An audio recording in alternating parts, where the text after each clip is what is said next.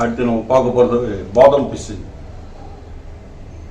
இதுக்கு வாதுமை மெழுகு அப்படின்னு சொல்கிறது. நாட்டு மருந்து கடைகளில் நல்லா பழகையாக கிடைக்கும்.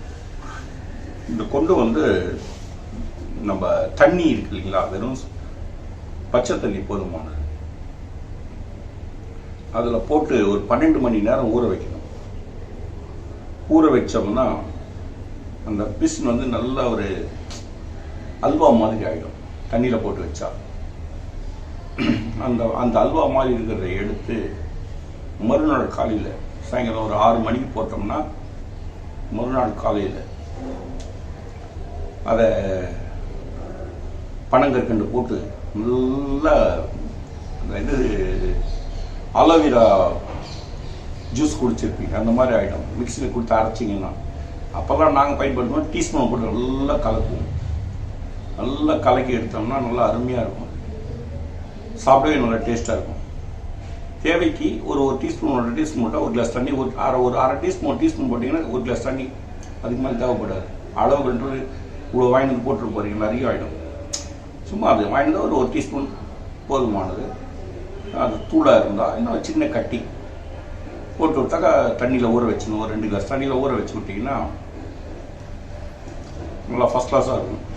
அது கூட கொஞ்சம் பனங்கற்கண்டு போட்டு நல்லா அடித்தோம்னா ஒரு மாதிரி லிக்விடாக, அதாவது ஜெல்லி மாதிரி ஆகும்.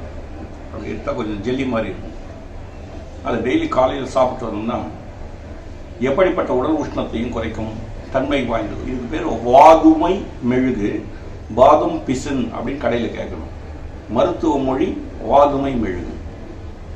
பாதாம் பிசின் கேட்டால் தான் கிடைக்கும். நீங்கள் வாதுமை மெழுகுன்னு அப்படிலாம் ஒன்றும் இல்லைன்னு தான் சொல்லுவாங்க. அதனால் பாதாம் பிசின் கேட்டு வாங்கிக்கோங்க. டெய்லி காலையில் ஒரு 21 நாள் வரையிலும் சாப்பிட்டோம்னா எப்படிப்பட்ட உடற்சூடுகளும் உள் உஷ்ணங்களும் தணிஞ்சிடும். சில பேருக்கு அதிவெட்டை, வெக்கை இந்த மாதிரி நோய்கள் ஏற்பட்டு ரொம்ப அவஸ்தைப்படுவாங்க. நொந்து மலம் போகும். யூரின் பெரியும் போது சூடாக இருக்கும். சில நேரங்களில் மஞ்சள் தன்மை தட்டும். சரி, ஆட்டோமேட்டிக்காக சரியாயிடும். அப்படியே எரிச்சல் காணும். அந்த ஆண் உறுப்பெல்லாம் எரிச்சல் காணும். அது இருப்பால் இருக்கும். அப்படிதான் எரிச்சல் காணும்.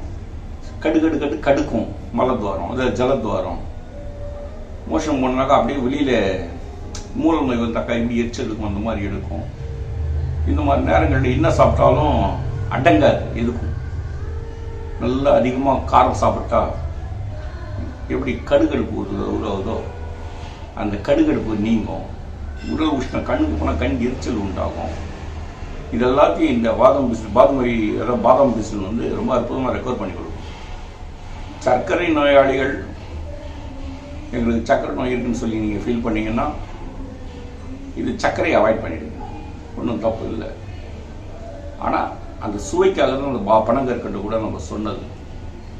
போட்டு டெய்லி குடிச்சிட்டு வந்தோம் அப்படின்னு சொன்னால் நல்ல உடல் உஷ்ணங்கள் குறையும். கண்கள் நல்லா தெளிவாகும். ஆசன கடுப்புகள் நீங்கும். மல ஜலத்வார எரிச்சல் நீங்கும். யூரின் ஃப்ரீயாக பிரியும். ஒரு 20-21 நாள் சாப்பிட்டாலே போதுமானது. நல்லா பாடி நார்மல் டெம்பரேச்சருக்கு வந்துடும். நம்ம பயன்படுத்தி பார்த்தோம்னா தெரியும் உங்களுக்கு. பயன்படுத்திட்டு எங்களுக்கு பதில் சொல்லுங்கள். அடுத்தது போகலாம்.